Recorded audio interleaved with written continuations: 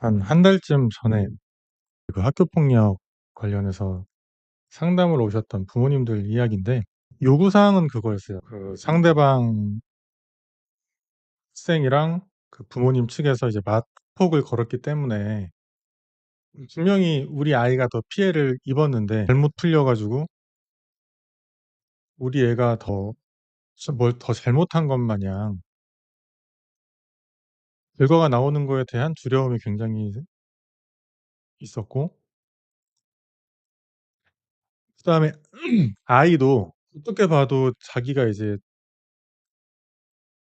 피해 학생으로서 느끼고 있는데, 이게 학교 폭력을 괜히 했다가 차이가 없는, 그럴 수도 있잖아요. 예를 들어서 뭐 둘 다 똑같은 처분이 서면 사과 처분이 나와 가지고 그냥 둘 다 사과하고 끝내라, 이런 방식으로 흘러갈 수도 있으니까. 이제 그랬을 때 아이가 느낄 어떤 혼란이나 이런 거에 대해서 걱정을 많이 하셨던 상담 사안이 있었는데요.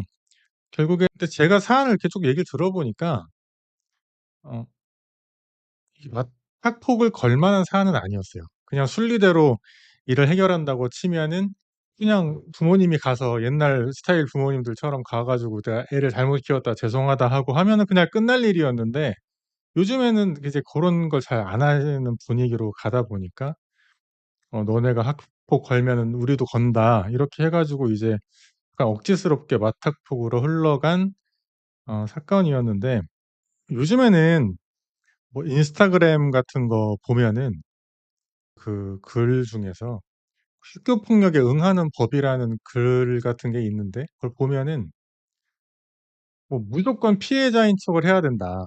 무조건 피해자인 척을 하고 고 스탠스를 유지해야지 이렇게 섣불리 인정하고 그러면 안 된다." 뭐 요런 거를 알려주는 글도 제가 분명히 본 적이 있거든요. 그리고 또 이런 사회적 어떤 행태를 지적하는 기사들도 되게 많아요. 맞학폭의 문제점에 대해서 지적하는 기사들도 많고.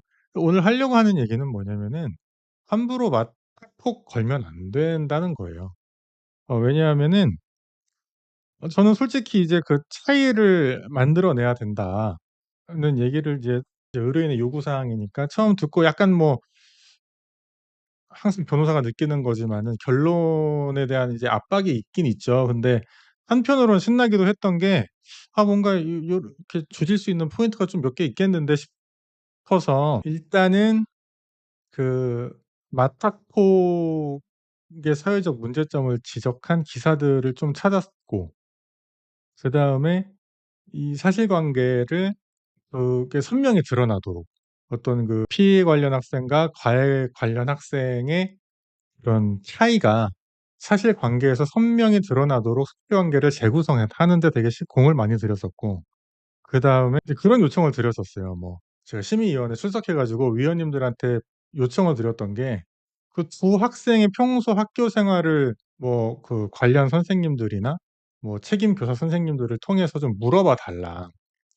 고거를 요청드렸던 이유는 뭐였냐면은, 이제 제가 학교폭력 심의위원회 할 때 이제 그 경험이 많은 노련한 위원님들은 뭘 하냐면은, 원래 이제 심의위원회가 열리면은 책임 교사 선생님이 제일 먼저 들어오시고, 그다음에 피해 관련 학생과 그 부모님이 들어오시고, 그다음에 가해 관련 학생이랑 부모님이 들어오시고, 그게 다 끝나면은 이제 위원님들의 요청에 따라서 뭐 전화로도 해요. 뭐 이 "누가 알 것 같은데 전화로 한번 물어봐 보자." 해서 뭐 관련 선생님들한테 전화해서 "혹시 이 사실관계에 대해서 어떻게 알고 계시냐."고 물어보기도 하고 그러거든요. 그러니까 저도 이제 분명히 제가 확신이 있었어요. 저 맞대폭을 걸었지만 분명히 학교 생활에서 오랜 시간 동안 보아온 선생님들은 다르게 얘기할 거다. 우리 쪽으로 유리하게 얘기할 것 같다는 생각이 들어서 이제 선생님들한테 좀 물어봐 달라고도 요청을 드렸었거든요. 그래서 결론이 맞학폭을 함부로 걸면 안 되는 이유가, 위원님도 호락호락하지 않고 또 학교폭력심의위원회에서 그 제일 먼저 들어오는 책임 교사 선생님이 뭐라고 하는지가 은근히 중요하단 말이에요. 근데 노련한 위원님들은 지금 맞학폭으로 흘러가고 있는데 "여기에 대해서 어떻게 생각하시냐?" 그러면 책임 교사 선생님들이 뭐 이렇게 똑 부러지게 누구 편을 들 수는 없어요. 공무원 분들이시고 그렇기 때문에 조심스럽기 때문에 하지만 경험이 많은 위원님들은 그 얘기를 들으면 대충 뭔 말하는지 안단 말이에요.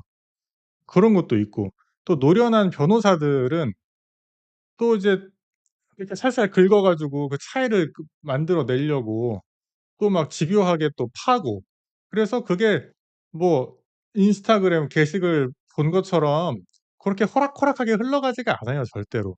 그러면 결국에 마탁폭으로 이렇게 받아친 게 실패를 하면 어떤 결과로에 다다르냐면은 학교 폭력 처분을 할 때 뭐 심각성, 지속성, 고의성 이런 판단 요소별로 이제 점수를 매기는데 반성 점수에서 잘 나올 수가 없어요. 그러니까 만약에 죄송하다고 하고 합의했으면은 뭐 1 점이나 나왔을 게 뭐 4점 정도 나올 수가 있잖아요. 그러면은 뭐 처분이 그 정도 점수 차이면 처분이 달라지니까 본전도 못 찾을 가능성이 높다.